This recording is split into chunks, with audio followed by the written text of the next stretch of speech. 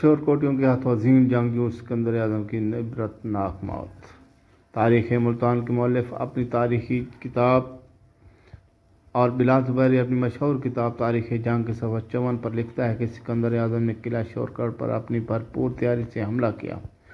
اس وقت اس قلعہ پر کٹھیٹ، مال اور جاٹ قبائل کے جنگجو آباد تھے، جن کو نندی پور کے راجپاتوں کی شہ حاصل تھی۔ سکندر یونانی کا آپ کو تعارف کرواتا چلو، یہ وہ جنگجو ہے جسے دنیا الیگزینڈر دی گریٹ کے نام سے جانتی ہے۔ سکندر یونانی میں بچپن ہی سے کچھ ایسی صلاحیتیں تھیں کہ دیکھنے والوں کو محسوس ہوتا تھا کہ وہ تاریخ میں غیر معمولی شخصیت کے طور پر یاد رکھے جائیں گے۔ صرف 12 برس کی عمر میں انہوں نے ایک جنگلی اور بدمست گھوڑے کو قابو میں کر کے سدھا لیا۔ بیوسیفیلیس نامی یہ ایک دیو قامت اور وحشی گھوڑا تھا جو بعد میں تقریباً ساری زندگی اس 12 سالہ بچے کا ساتھی رہا۔ یہ بچہ بڑا ہو کر الیگزینڈر دی گریٹ یا سکندر اعظم کہلایا اور عہد قدیم کی مشہور ترین شخصیات میں شامل ہوا۔ مقدونیہ سے تعلق رکھنے والے سکندر اعظم 356 قبل مسیح میں پیدا ہوئے۔ مقدونیہ شمالی یونان سے جزیرہ نما بالکان تک پھیلا ہوا تھا۔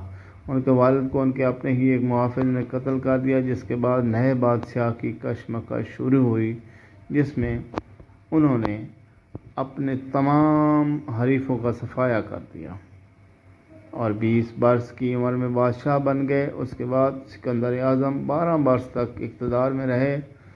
انہوں نے اپنی فوجوں کے ساتھ 12,000 میل کا فاتحانہ سفر کیا۔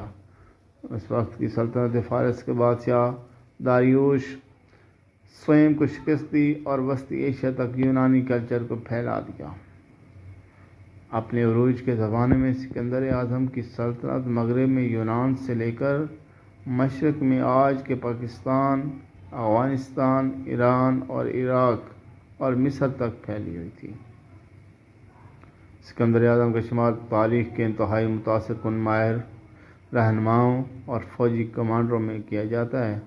سکندر اعظم کو اپنے زمانے کے لحاظ سے بہترین تعلیم دی گئی۔ جب وہ 13 برس کے تھے تو ان کے اساتذہ میں ارسطو جیسا عظیم فلسفی شامل تھا۔ ارسطو کی شاگردی کے سکندر اعظم کی شخصیت پر تا حیات اثرات رہے۔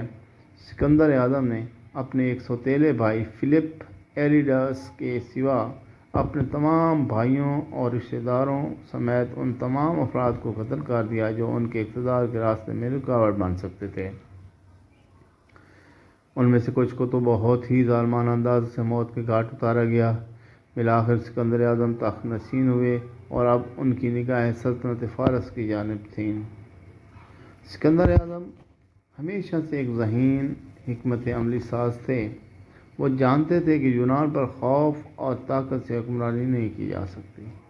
انہوں نے ایک صدی قبل سلطنت فارس کی جانب سے یونان پر حملے کے واقعے کو سیاسی طور پر استعمال کیا اور فارس پر قبضہ تو حاصل کر لیا، مگر شورکوٹ پر حملہ اس کی بہت بڑی غلطی ثابت ہوئی۔ اب دیکھیے، اتنے بڑے ظالم جنگجو کی شکست اور موت کہاں واقع ہوتی ہے؟ یہ اعزاز شورکوٹیوں کو حاصل ہے۔ سکندر یونانی کا شورکوٹ پر حملہ دو طرف سے تھا، مغرب سے دریائے چناب کے کنارے اور جنوب سے راوی چناب کے دوآبا کے خشک راستے سے قلعہ پر چڑھائی کر دی۔ 7 روز تک جنگ کا نتیجہ نہ نکلا تو شہر کا محاصرہ تنگ کر دیا، مگر پھر بھی کچھ روز تک قلعہ فتح نہ کر سکا۔ انہی دنوں دریائے چناب میں طغیانی آ گئی۔ سکندر کی فوج دریا کے کنارے پھیلی ہوئی تھی۔